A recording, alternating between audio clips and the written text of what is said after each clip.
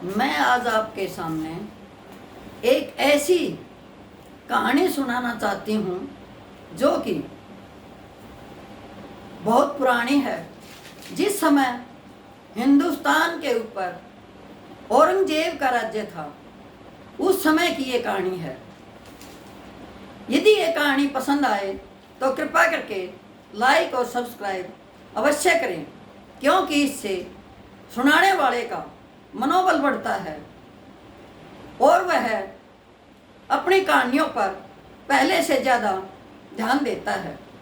इसलिए सुनिए मेरी कहानी, जो कि औरंगजेब के समय की है। हिंदुस्तान के अंदर औरंगजेब का राज्य था।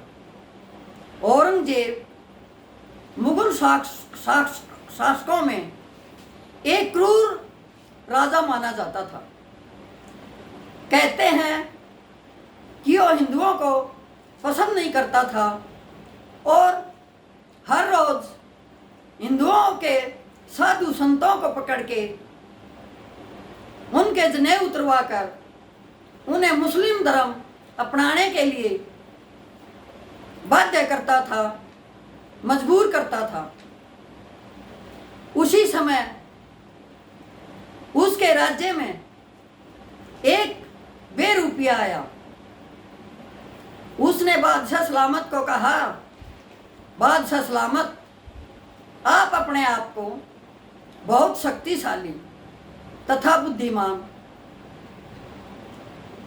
समझते हो, लेकिन मैं आपको चैलेंज करता हूँ, आपके सामने शर्त रखता हूँ कि यदि आप मेरे बेरूपियापने को पहचान लेते हो तो मैं जैसा आप कहोगे मुस्लिम धर्म को कबूल कर लूँगा, और नहीं तो यदि मैं जीत जाता हूँ तो मुझे 500 रुपये दोगे और मेरी शर्त के अनुसार जितने भी हिंदू आपने कैद में कर रखे हैं उनको छोड़ना होगा। अब औरंगजेब को तो अपने आप पर बहुत गुरूर था, क्योंकि औरंगजेब तो अपने आप को अपने से शक्तिशाली किसी को मानता ही नहीं था। उसने तो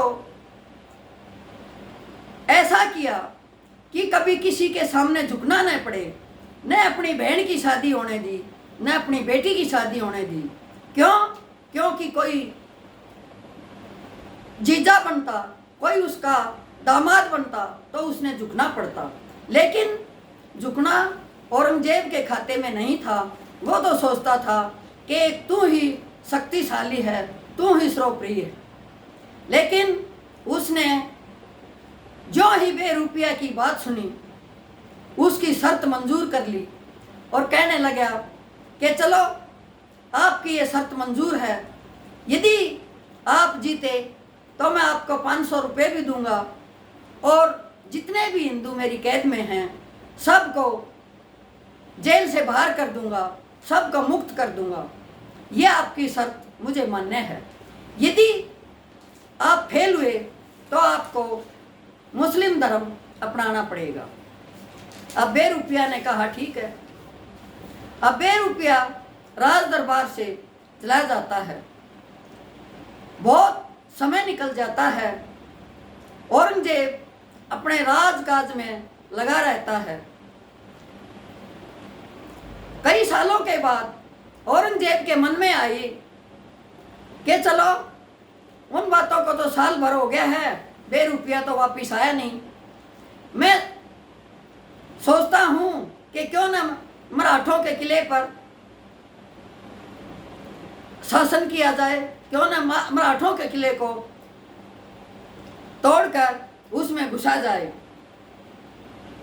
अपनी फौज लेके औरंगजेब मराठों का किला तोड़ने के लिए चला जाता है।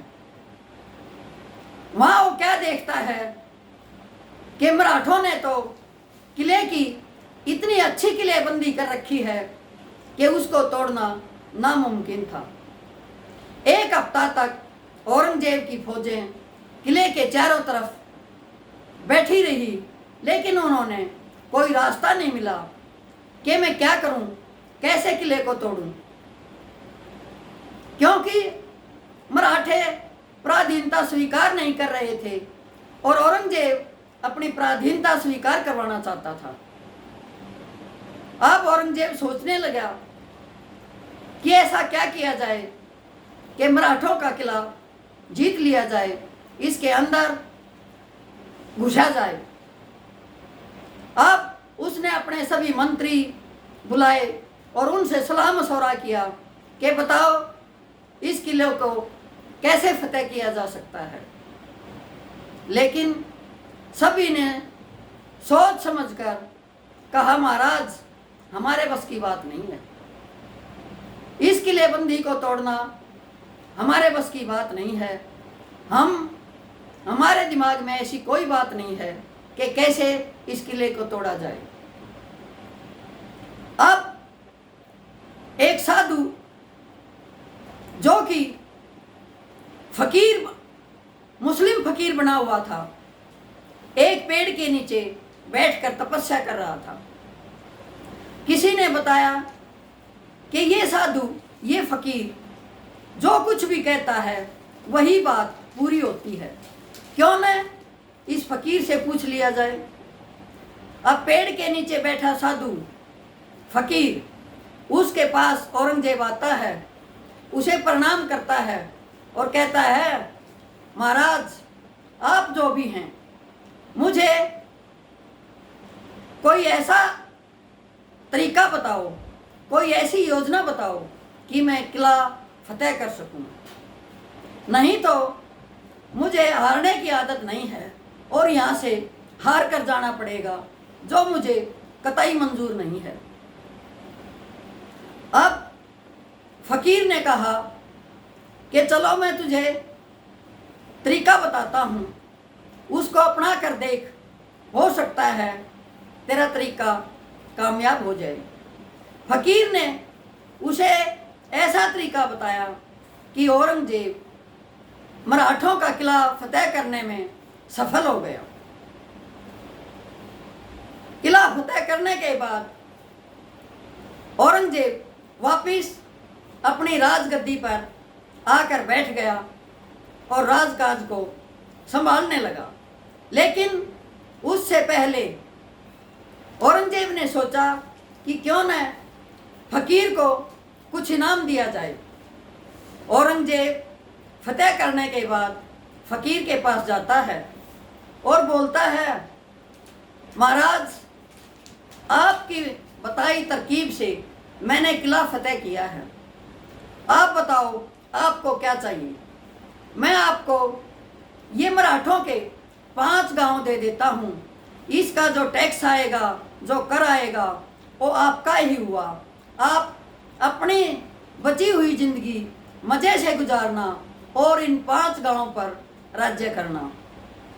फकीर कहता है कि मैं फकीर हूँ, ना मेरे राजकाज काम का है, न मेरे गांव काम के हैं, न मैं किसी पे राज करूँगा, ये मेरे फितरत में नहीं है।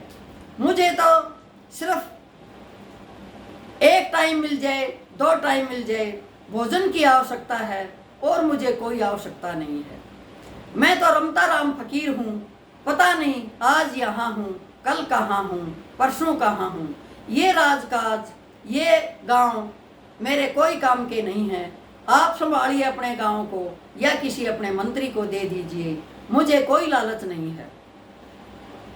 फकीर की ये बात सुनकर औरंगजेब हताश होता है, फिर विनती करता है कि फकीर कुछ तो ले लो इसके बदले। बोला नहीं, फकीर इसके बदले कुछ नहीं लेते, क्योंकि फकीर तो फकीर ही होते हैं। औरंगजेब अपने राज्य में आ जाता है, राजगद्दी संभाल लेता है। उससे अगले दिन वो वही बेरुपया राज दरबार में आता है और बोलता है, बादशाह सलामत, शर्त हार गए आप। बोले कैसे हार गया? बोले जो पेड़ के नीचे फकीर था वो मैं ही। आपने मुझे नहीं पहचाना, इसलिए मुझे 500 रुपये दो और जितने भी हिंदू कैदी हैं इन सब को जेलों से मुक्त करो। औरंगजेब एकदम हक्का बक्का रह जाता है कि आप इतने बड़े पहुंचे हुए फकीर हो और मैं आपको 5 गांव दे रहा था, वो तो आपने लिए नहीं और 500 रुपये लेने के लिए मेरे दरबार में आ गए, ऐसी क्या बात है? बोले हर इंसान का ईमान होता है, एक नियम होता है जिसके अनुसार वो अपनी जिंदगी व्यतीत करता है। मैंने ईमान नहीं बेचा है, सिर्फ शर्त रखी थी वो पूरी की है। एक फकीर का ईमान धन दौलत लेने का नहीं होता।